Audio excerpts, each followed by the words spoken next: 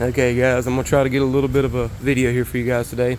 Going to talk a little bit here about the whiskey throttle for forward link bars here for the Defender. So my last buggy, I actually built my set. These here actually, they had a flash sale going on here, so I ordered their kit. Super nice kit, all the welds was great. The only thing is, and it's not an issue or problem, you got to have access to a welder, because here your bars are a little long, which they make them that way for placement on the buggy. You got to be able to cut them and measure them and weld them back out yourself. We'll get in here and do a little look. I love the way this plate fits into the frame on the bottom. My last one, I actually built it to hold front and rear, but I had to cut a bigger section of the skid plate out. But I love the design of their plate. You cut one section out of that skid pan, man, it fits in there like a dream. The plate itself actually here bolts into a bracket in the frame. You can't see it. It has to be fitted in and welded into the frame up top, and then this plate here, these bolts allow you to bolt your plate to it, and then your bars attached to it here. It's pretty common on the buggies. Most people that run portals usually run some sort of link bars on them. I just want to make a little video here showing the quality of their kit. Haven't got a chance to test it yet, just got it put on a couple days ago. We're trying to get this thing ready for Hogwaller Turkey Bog. It's a pretty big event. We go every year. We go to Hogwaller pretty regularly, actually. I'm actually in the process right this minute. I'm changing out the new signature lights. As you can see here, I got the headlights and everything loose. Had to pull the headlights down to be able to get here to get a bolt up here for your signature light. You got a bolt to bolt your headlights in, and a bolt up here, right here for your headlights. That holds it in place. Took the factory ones out. Going with the company that makes a set of RGB controlled lights. Just something, you know, kind of bored, I guess you'd say, and wanted to do something a little different. So on the rear back here, if you look, I'll show you something I noticed on mine that I don't like to see. If you look right here, see the powder coat chipping off the weld, around the weld. What that tells me is there's some movement from this rear plate at them welds. Obviously it's flexing, or it wouldn't be breaking the powder coat off.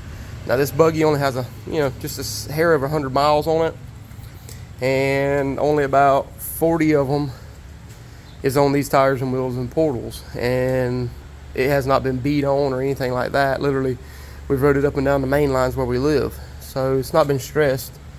It's not the first set of 8-inch boxes on the Defender I've had. I actually have the S3 arms ordered for up here. The top arms was pretty cheesy on these buggies.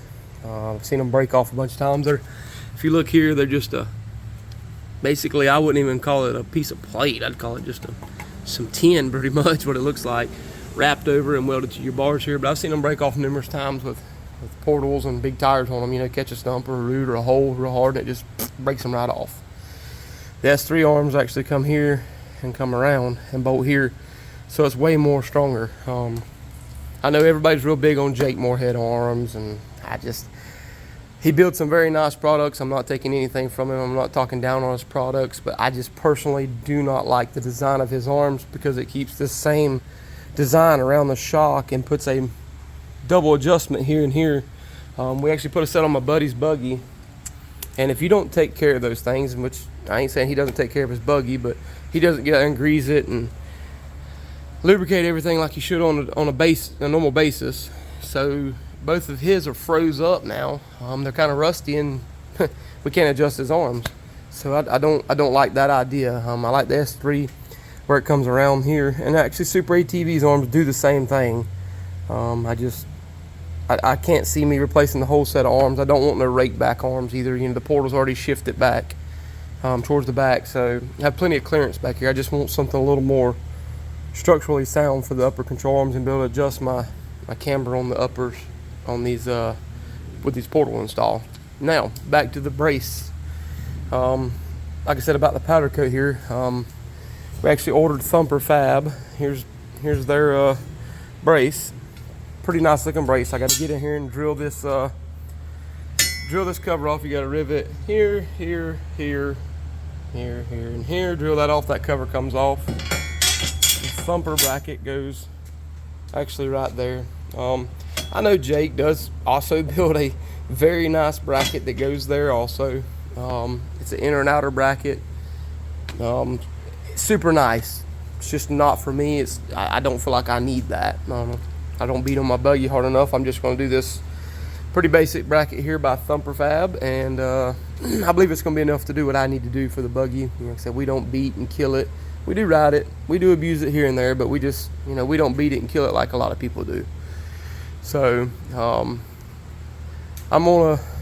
make another video here in a little while. I'm gonna get this piece here all painted up and done, get it installed, and I'll make another video of it. And once I get the signature lights up here wired up, I'll make a video incorporated in with the bracket and the signature lights being finished. But like I said, I fall short usually on trying to make these videos, installing all this stuff, so I just wanted to make a little quick kind of update video here of what I got going on, what I'm doing, and I'll get this all done, and we'll make another video of the progress of it being done. So hit the subscribe button there, and we'll see what we got.